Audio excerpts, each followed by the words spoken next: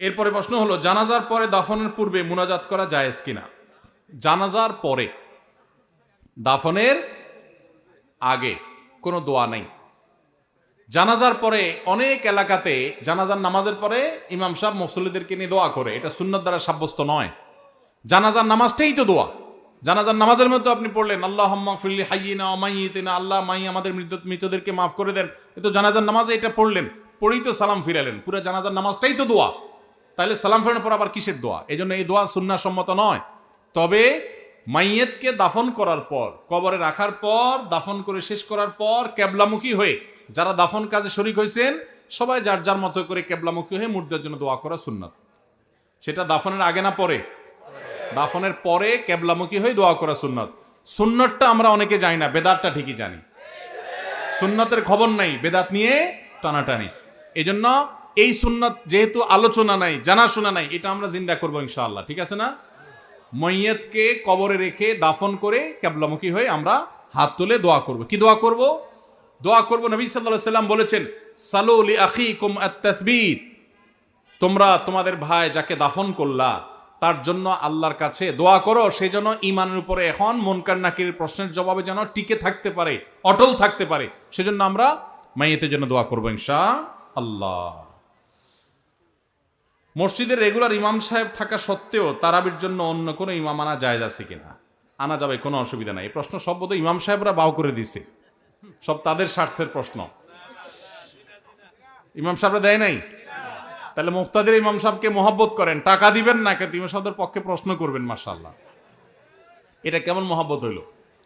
যাই হোক ভাই, ইমাম সাহেব যদি ভালো হাফেজ না হন, তেলাওয়াতের সৌন্দর্য আহামরি না থাকে, বাহির থেকে হাফেজ নিয়ে আসলে কোনো অসুবিধা নেই। এটা কোনো কথা না যে ইমাম সাহেবের পিছনেই নামাজ পড়া জরুরি। তবে হ্যাঁ, কোনো যৌক্তিক কারণ ছাড়া অনেক এলাকাতে আছে কমিটির সাথে ইমাম সাহেবের ভালো সম্পর্ক নাই, শত্রুতা করে এখন বাহির থেকে লোক হায়ার করে আনে। এটা অন্যায় কথা, এটা জুলুম। যার পিছনে নামাজ পড়বেন তার প্রতি আপনার যদি এতটুকু শ্রদ্ধাবোধ না থাকে, তাহলে অবশ্যই সেটা অনুচিত কাজ, সেটা গর্হিত কাজ। এই জন্য এটা করা জায়েজ হবে না। আমি একজন প্রাইমারি স্কুলের শিক্ষক। সকাল 9টা থেকে 4টা পর্যন্ত আমার কর্মঘণ্টা, 4টা 15 পর্যন্ত আমার কর্মঘণ্টা। 5 বছর বয়সী বাচ্চা থেকে শুরু করে 12 বছরের শিক্ষার্থী পড়ে। প্রতিটা ক্লাসের সময়কাল 40 মিনিট। সকালে 3-4টা ক্লাস নিলে শরীর আর চলে না। পরবর্তী ক্লাসগুলো শুরুর ক্লাসের মতো মনোযোগ দিতে পারি না।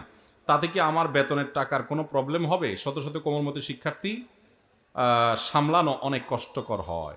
ভাইরা আমার, আল্লাহ কোরআনে বলেছেন, লা ইউকাল্লিফুল্লাহু নাফসান ইল্লা উসআহা, সাধ্যের বাইরে কোনো কিছু করতে আল্লাহ আমাদেরকে বাধ্য করেন নাই। এই জন্য আমাদের উচিত হবে যে আমরা যারা চাকরি করব, যতক্ষণ সাধ্য থাকে ততক্ষণ আমরা মনোযোগ দিয়ে কাজ করব। আমার এনার্জি আর কুলাচ্ছে না। আগে প্রথম আইসা যেরকম করতে পারছি সকালের দিকে, দুপুরের পরে শরীরে এনার্জি একটু কমে যাবে, এটা স্বাভাবিক। এর কারণে ইনশাল্লাহ আপনি আল্লাহর কাছে পাকড়াও শিকার হবেন না। যদি আপনি ইচ্ছাকৃত গাফিলতি করেন, মোবাইল টিপাটিপি করে সময় নষ্ট করেন, বাচ্চাদের ক্লাসে দেরিতে যান, তাহলে সেজন্য আল্লাহর কাছে জব দিয়ে করা লাগবে। কিন্তু আপনার এনার্জি কমে গেছে, প্রথম ক্লাসের মতো মনোযোগ আর ধরে রাখতে পারছেন না, এর কারণে আপনি গুনাহগার হবেন না। আলহামদুলিল্লাহ, এরকম শুদ্ধ সুস্থ চিন্তা করার মানুষ যে আছে, বান্দার হক সম্পর্কে এতটা সচেতন মানুষ আছে, এটাই তো একটা সমাজের জন্য আনন্দের বিষয়। আলহামদুলিল্লাহ, সন্দেহাতীতভাবে এটা একটা সুখের সংবাদ যে একজন ভাই চাকরি করে, স্কুলে চাকরি করে তার ঠিকঠাক মতো বেতনটা হালাল হচ্ছে কিনা, তার মনোযোগ কমে যাচ্ছে, সেজন্য আল্লাহর কাছে দায়ী থাকবেন কিনা, এই যে চিন্তা মনে আসছে, এটাকেই বলে ঈমানী চেতনা। এই ঈমানী চেতনাই তো আমাদেরকে ভালো মানুষের দিকে নিয়ে যায়। আল্লাহ আমাদের এই ভাইকে আরো বেশি ঈমান আমল বাড়ানোর তৌফিক দান করুন।